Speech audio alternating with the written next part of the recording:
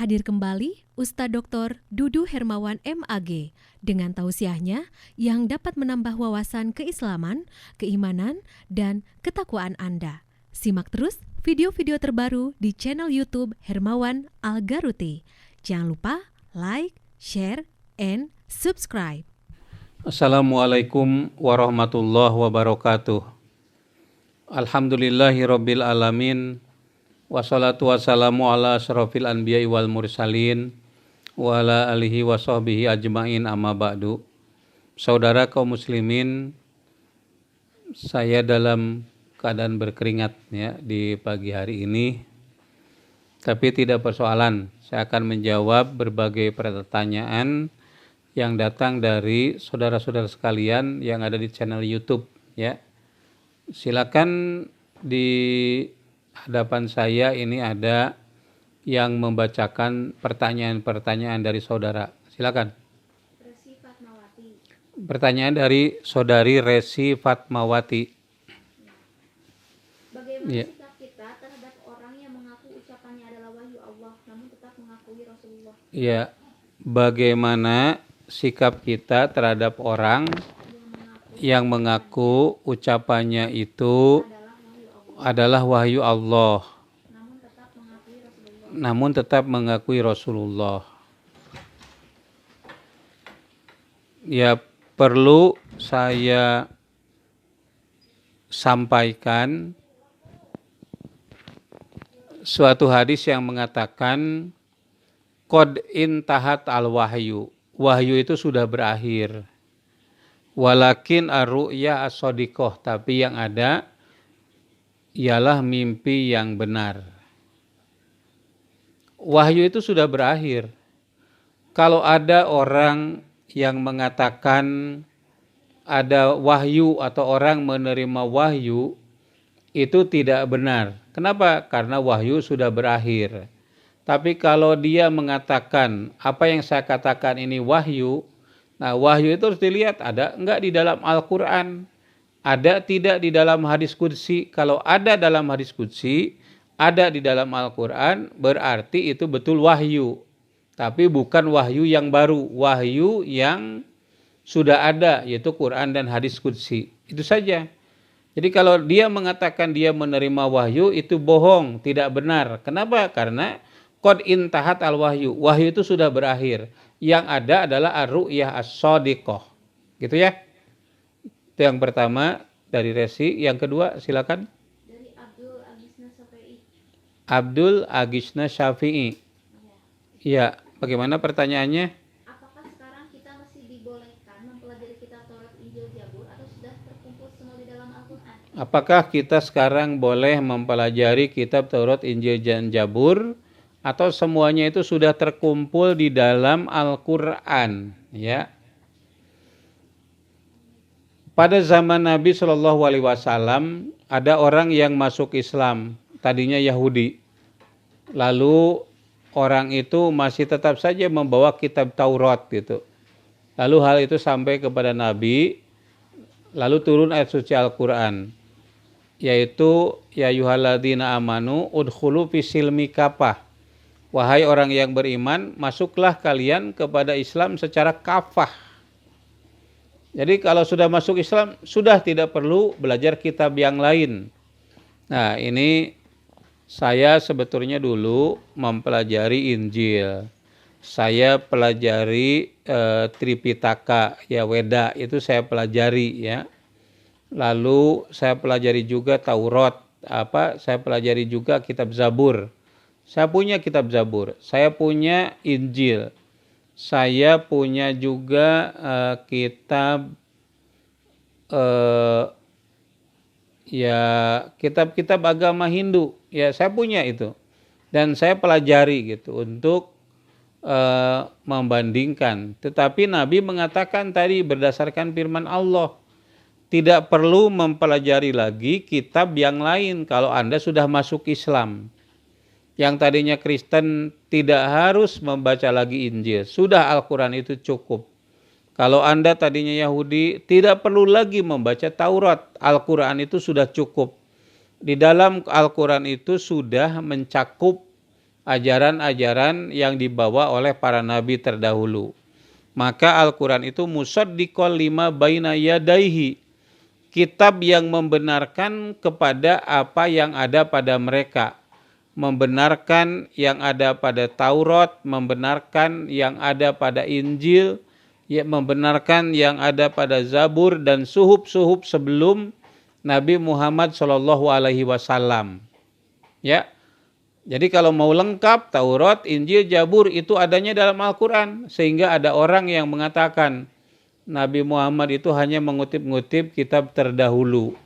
Tidak demikian, ya. Nabi Muhammad adalah sebagai yang ummi, ya, la yaktubu wa la yaqra'u, tidak bisa menulis dan juga tidak bisa membaca, tapi dia itu menerima wahyu dari Allah Subhanahu wa taala yang musaddiq, yang membenarkan. Makanya Al-Quran itu menjadi alat ukur benar tidak Taurat yang ada sekarang ini. Kalau sesuai dengan Quran berarti benar, kalau tidak sesuai dengan Quran berarti salah. Ya, Injil yang ada sekarang itu benar tidak? Silakan baca ayat per ayat, bandingkan dengan Al-Quran. Kalau bertentangan dengan Quran berarti Injil itu tidak asli, ya. Injil yang dipegang oleh umat manusia sekarang berarti tidak asli kalau berbeda dengan Al-Quran. Karena Al-Quran itu musaddiqol lima baina yadaihi.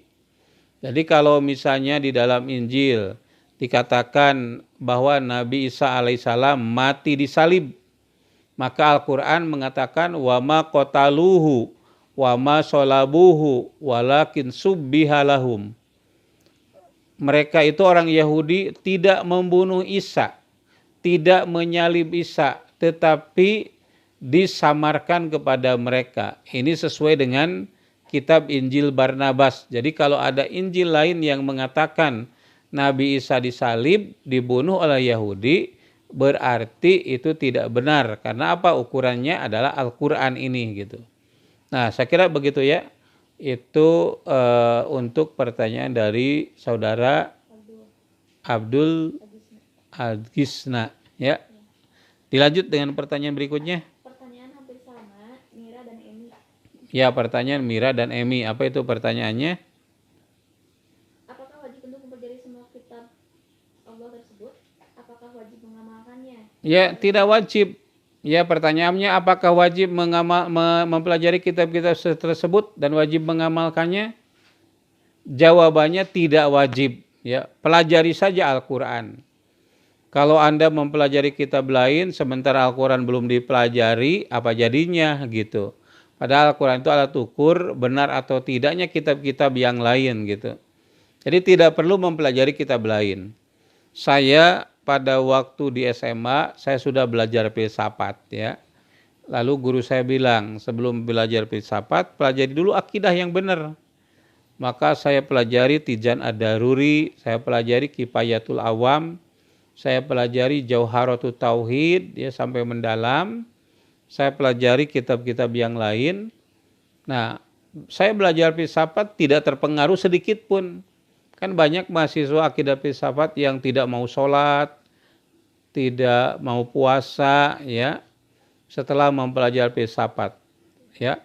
Saya belajar filsafat tidak ada pengaruh terhadap keyakinan saya, malah saya semakin kuat terhadap ajaran yang ada dalam agama. Jadi saya pelajari tadi Al-Ibana an Usuli Diyanah, ya. Ada Aluma, ya, dari Al-Asy'ari itu dipelajari sebelum belajar filsafat. Dan setelah itu berlanjut kepada buku Al-Bazdawi, ya, kitab Usuluddin. Lalu dipelajari juga kitab Syarah Usulul Khamsah dari Qadhi Abdul Jabbar, Al-Farqu Bainal Firaq, ya, itu Al-Baghdadi, lalu Al-Milal wa Nihal As-Sihristani. Nah, itu tidak ada pengaruh pada saya. Karena apa? Karena saya sudah pelajari akidah itu sejak dini. Nah, sehingga sangat kuat lah, ya. Ngaku kuat keyakinan saya tanpa terpengaruhi oleh keyakinan-keyakinan yang ada dalam filsafat itu. Ya, pertanyaan berikutnya. Resi Fatmawati. masih dari Resi Fatmawati. Banyak sekali pertanyaannya ya. Ada orang yang timbangan kebaikannya sama dengan timbangan kejahatannya. Iya. Bagaimana nasib orang seperti itu? Apakah kekal di surga? Ada orang yang amal kebaikannya sebanding dengan amal keburukannya. Apakah akan di surga Di neraka atau akan di neraka atau kekal di antara keduanya? atau kekal di antara keduanya. Nah, ini tergantung akidah mana yang mau diambil gitu ya. Kalau Mu'tazilah jelas ya, kalau dia masuk surga, surganya agak anget-anget, ada panas-panas neraka gitu ya. Kalau dia masuk neraka tapi nerakanya dingin gitu ya, itu Mu'tazilah. Tapi kalau paham Ahlussunnah wal Jamaah yang diambil, menurut paham Ahlussunnah wal Jamaah, mereka itu akan masuk dulu ke dalam neraka ya, sampai bersih, baru kemudian dimasukkan ke dalam surga. Jadi kaum muslim, orang mukmin yang berdosa ya, itu akan masuk neraka dulu, kecuali kalau Allah mengampuninya. Ya berapa lama? Ya tergantung Nabi Muhammad memberikan syafaatnya itu berapa lama gitu. Apakah nunggu habis dosanya terlebih dahulu atau sebelum habis lalu diberi syafaat? Ada juga misalnya kalau kebetulan punya anak sebagai hafiz, penghafal Al-Quran, itu kan diberi hak untuk memberikan syafaat kepada keluarganya. Berapa lama itu dia akan memberikan syafaat? Jadi itu ya ketentuannya. Jadi dimasukkan dulu ke dalam neraka, baru kemudian masuk ke dalam surga, kekal di dalamnya gitu. Makanya kita berdoa, Rabbana atina fid dunya hasanah wa fil akhirati hasanah wa qina adzabannar. Ya, Rabbana wahai Tuhan kami, berilah kami kebaikan di dunia dan kebaikan di akhirat, dan selamatkanlah kami dari api neraka. Pertanyaannya, kok ada kalimat selamatkan kami dari api neraka? Bukankah hasanah di akhirat itu terbebas dari api neraka? Jawabannya, ada orang yang hasanah di akhirat tapi sebelumnya dimasukkan dulu ke dalam neraka. Yang kita minta selamatkan dari api neraka gitu. Dari sejak awal tidak masuk ke neraka terlebih dahulu, masuk langsung ke dalam surga, itu yang kita inginkan. Begitu. Ya, yang berikutnya pertanyaan silakan. Mira Rahayu. Apakah doa bisa mengubah ketentuan? Apakah doa bisa mengubah ketentuan? Jawabannya tidak, ya. Yang mengubah itu Allah. Tergantung Allah apakah doa kita itu dikabulkan atau tidak gitu. Ya, kalau misalnya di Lauh Mahfuz sudah tercatat Mira itu jodohnya nikah itu di usia sekian tahun.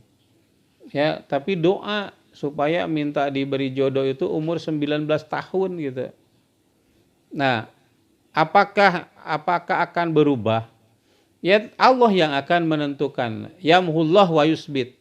Allah yang menghapuskan atau Allah menetapkan, bisa, mau itu terserah Allah, mau dihapuskan atau mau diubah ya, atau mau ditetapkan sebagaimana tertulis di Lauhil Mahfuz. Jadi semua kita, apapun yang terjadi itu sudah tercatat secara detil, secara rinci, hukum-hukum, ketentuan-ketentuan itu adanya di Lauh Mahfuz itu.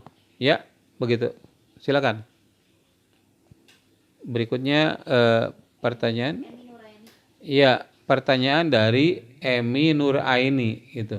Bagaimana sikap kita dalam menyeimbangkan keyakinan bahwa Allah itu telah memberi ketentuan akan segala hal dengan usaha atau ikhtiar kita? Ya, bagaimana memberikan keyakinan bahwa Allah itu sudah menentukan sesuai dengan keyakinan dan ikhtiar kita. Saya sampaikan tadi ya, bahwa ikhtiar itu, qada itu ada qada mukhtar atau takdir, itu ada takdir mukhtar dan ada takdir mudtor. Ya, kita berupaya lalu kita berhasil, berarti apa yang terjadi itu ada ta'aluknya, ada hubungannya dengan usaha kita, ya. Atau kita usaha tapi kok tidak hasil-hasil, sudah jungkir balik, ya, kita berbisnis gagal lagi, gagal maning. Itu namanya kodok mudtor atau kodok mubrom atau takdir mudtor, ya. Allah memang sudah menentukan begitu, apapun usaha kita, maka kita kewajibannya usaha saja, ya, ikhtiar saja, ya. Jadi dihubungkan dengan Allah Subhanahu wa taala, perbuatan hamba itu merupakan ketentuan Allah. Tapi dilihat dari segi kaitannya dengan usaha manusia, maka yang terjadi itu karena usaha manusia yang ditentukan oleh Allah. Begitu. Berikutnya Abdul Agisna Syafi'i. Abdul Agisna Syafi'i. Silakan, pertanyaannya seperti apa? Kalau umat Islam yang mempunyai amal soleh lalu pas mau meninggalnya melakukan syirik atau berzina, apakah akan tetap masuk surga walau ke neraka dulu atau abadi di neraka? Kan Pak ada kodo dan kodar. Apakah kita akan masuk surga Iya. dengan sudah ditentukan dari 4 bulan dari kandungan atau itu keputusan manusia itu sendiri? Ya, kalau orang muslim, ya, tapi di akhirnya dia berbuat syirik, ya, atau berbuat zina, apakah dia akan masuk surga atau dimasukkan ke dalam neraka terlebih dahulu? Ya, jawabannya kalau musyrik itu kan ada di dalam hadis, dalam ayat, ya, innallaha la yaghfiru ayyushraka bihi wa yaghfiru ma duna dzalika liman yatubuna min qarib, ya. Allah itu tidak akan mengampuni dosa syirik, tapi Allah akan mengampuni dosa selain syirik. Jadi kalau syirik, meninggal dunia nih sedang syirik, kita sedang nyembah patung, itu tidak akan masuk surga, itu kekal di dalam neraka selama-lamanya. Innalladzina kafaru min ahlil kitabi wal musyrikina fi nari jahannama khalidina fiha. Orang kafir, ya, dari golongan musyrikin dan ahlul kitab yang tidak beragama Islam itu cuma 2, ya, yang kafir itu. Pertama yaitu ahlul kitab, orang Yahudi, orang Nasrani, orang yang ya semi kitab lah yang dipegang oleh mereka. Yang kedua musyrikin, mereka itu tidak beragama gitu, itu musyrikin namanya. Nah, itu fi nari jahannam khalidina fiha, di dalam neraka kekal di dalamnya itu gitu, ya. Jadi tidak akan masuk surga kalau mati dalam keadaan syirik, ya. Tapi kalau dalam keadaan zina itu Allah akan mengampuni, ya. Jadi dimasukkan dulu ke dalam neraka baru dimasukkan ke dalam surga. Nah, baik, bagaimana dengan ketentuan? Apakah sudah ditetapkan pada waktu manusia usia 4 bulan di dalam kandungan? Ada dalam hadis dikatakan, inna ada ahadukum yujma'u khalquhu fi batni ummihi arba'ina yauman. Sesungguhnya salah seorang di antara kamu, ya, diciptakan di dalam perut ibunya 4 bulan. 4 bulan itu alakotan, summa